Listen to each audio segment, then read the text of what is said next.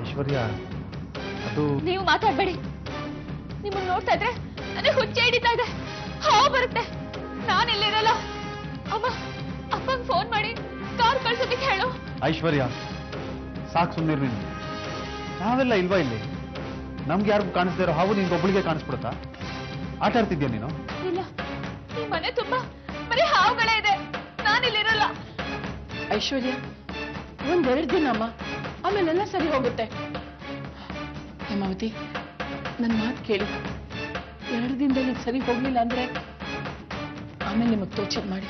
ನನ್ನ ಮೇಲೆ ನಿನಗೆ ಸಿಟ್ಟು ಬರ್ತಿಲ್ವಾ ಕಾಂತಿ? ಯಾಕ್ರಿ ಬರ್ಬೇಕು? ನೀವೇನ್ ಮಾಡಿದ್ದೀರಾ ನನಗೆ? ನೀನು ಈ ಪ್ರಶ್ನೆ ಕೇಳ್ತಿದ್ಯಾ? ಅದನ್ನೆಲ್ಲ ಆಮೇಲೆ ಯೋಚನೆ ಮಾಡೋಣ. ಮೊದಲು ಐಶ್ವರ್ಯ ಅವ್ರನ್ನ ಕುಕ್ಕೆ ಕರ್ಕೊಂಡು ಹೋಗೋದಕ್ಕೆ ಒಪ್ಸಿ. ನಾನು ಸಾಕಷ್ಟು ಹೇಳಿದ್ದೀನಿ. ನೀವು ಒಂದ್ ಮಾತು ಹೇಳಿದ್ರೆ ಹೋಗ್ತಾರೆ ಅನ್ನೋ ನಂಬಿಕೆ ನನಗಿದೆ. ಏಯ್, ಏನೇ ಮಾಡ್ತಿದ್ಯಾ ಇಲ್ಲಿ ನೀನು? ಏನಿಲ್ಲ ಅಮ್ಮವ್ರೆ. ಇವನ್ ಜೊತೆ ಮಾತಾಡ್ಬೇಡ ಅಂತ ಎಷ್ಟು ಸಲ ಹೇಳ್ಬೇಕು ನಿನಗೆ? ಐಶ್ವರ್ಯ ಹೀಗಾಗ್ತಿರೋದ್ ನೋಡಿ ಅದ್ರ ಲಾಭ ಪಡ್ಕೋಬೇಕು ಅಂತಿದ್ಯಾ ನೀನು? ನಾಗದೋಷ ಪರಿಹಾರ ಮಾಡ್ಕೊಳ್ಳೋದಕ್ಕಿಂತ ಮುಂಚೆ ನಾವು ನಮ್ಮ ದೃಷ್ಟಿ ದೋಷನ ಪರಿಹಾರ ಮಾಡ್ಕೊಳ್ಳೋದು ಒಳ್ಳೇದಮ್ಮ. ಸರ್ಪ ಸಂಸ್ಕಾರ ಮಾಡಿಸೋದಕ್ಕೆ ಹೊರಟಿದೀವಲ್ಲ ನಾವು, ಅದಕ್ಕಿಂತ ಮೊದಲು ಆ ಕಾಂತಿ ಹತ್ರ ಒಂದ್ ಸ್ವಲ್ಪ ಒಳ್ಳೆ ಸಂಸ್ಕಾರ ಕಲ್ತ್ಕೋಬೇಕಮ್ಮ. ಪರವಾಗಿಲ್ವೇ, ಚೆನ್ನಾಗಿ ಮಾತಾಡೋದ್ ಕಲ್ತಿದ್ಯಾ? ನನಗ್ ನಂಬೋಕೆ ಆಗ್ತಿಲ್ಲ. ಅದ್ ಸರಿ, ಮಾತಿನ ಮಧ್ಯೆ ನಾವು ಅಂತ ಯಾಕೆ ಸೇರಿಸ್ತೀಯ?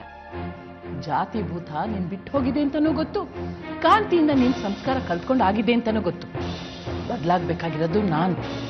ನೇರವಾಗಿ ಹೇಳು, ಅಮ್ಮ ನಿನಗ್ ಸಂಸ್ಕಾರ ಇಲ್ಲ, ಬುದ್ಧಿ ಇಲ್ಲ, ನಿನಗೆ ವಯಸ್ಸಾಗ್ತಾ ಬಂತು, ಕಾಂತಿಯಿಂದ ಒಳ್ಳೆ ಪಾಠಗಳು ಕಲಿ ಅಂತ.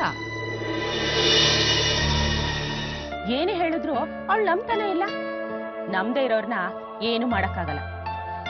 ಅಕ್ಕ, ನೀವು ಒಂದ್ ಮಾತು ಹೇಳಿ ನೋಡ್ಬೇಕಾಗಿತ್ತು. ನಾನು ಅವಳು ಬುದ್ಧಿ ಹೇಳೋದಾ? ತಾನೇ ದೊಡ್ಡ ಬುದ್ಧಿವಂತೆ ಅಂತ ಮೆರೀತಿದ್ದಾಳು ಅವಳು. ಅವಳಿಗೋಗಿ ನಾನು ಬುದ್ಧಿ ಹೇಳಕ್ಕಾಗತ್ತಾ? ಈ ಜನ್ಮದಲ್ಲಿ ಅದೆಲ್ಲ ಆಗಲ್ಲ. ಅಮ್ಮ ಮಗಳು ಸೇರ್ಕೊಂಡು ಏನ್ ಬೇಕಾದ್ರೂ ಮಾಡ್ಕೊಳ್ಳಿ.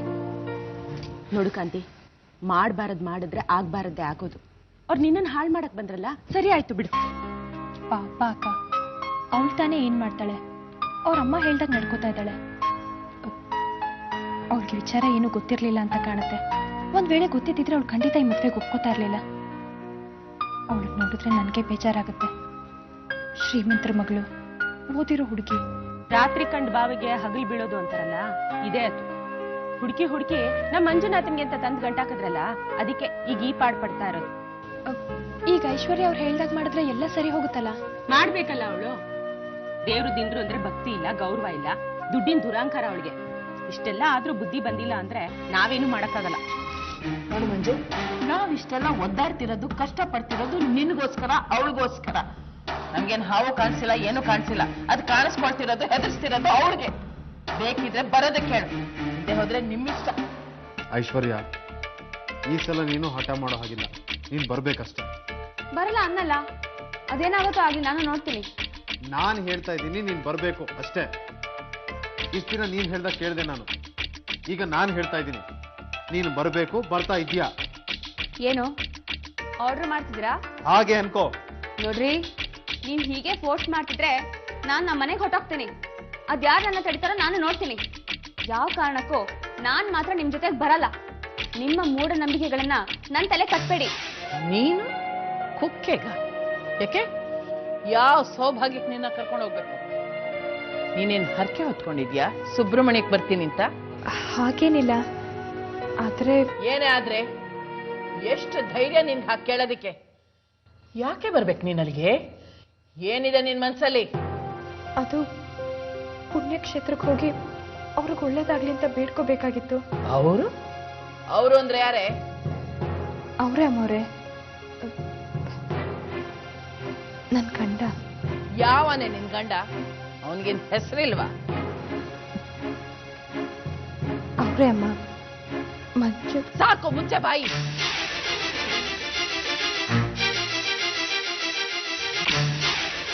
ಸೂರ್ಯಕಾಂತಿ